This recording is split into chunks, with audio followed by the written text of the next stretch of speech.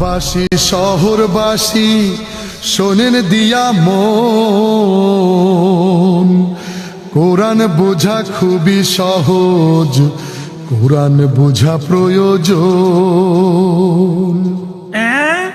কোরআন বোঝা খুবই সহজ, কিন্তু আমরা তো না বুঝাই পড়ি।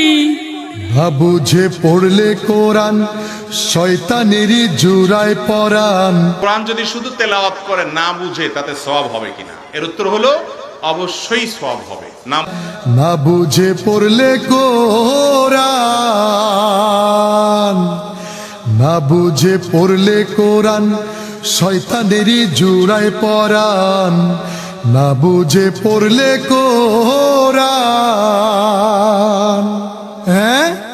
শয়তানের জুড়ায় পরাণ।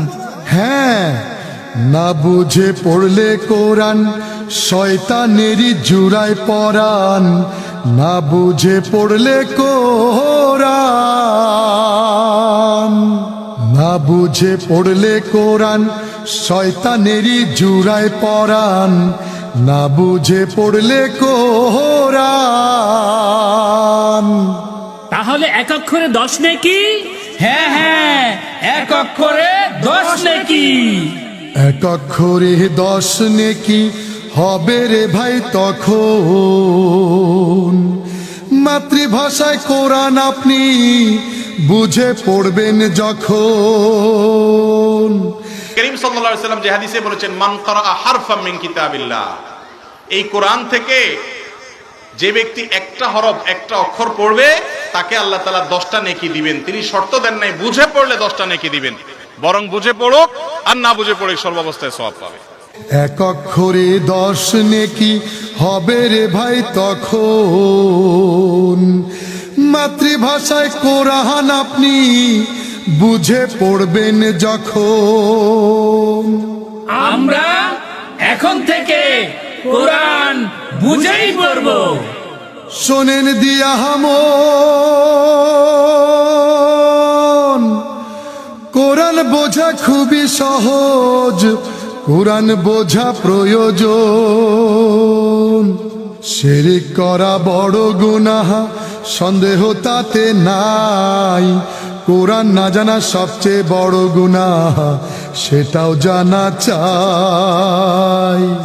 শিরক করা বড় গুনাহ সন্দেহ তাতে নাই, কোরআন না জানা সবচেয়ে বড় গুনাহ সেটাও জানা চাই।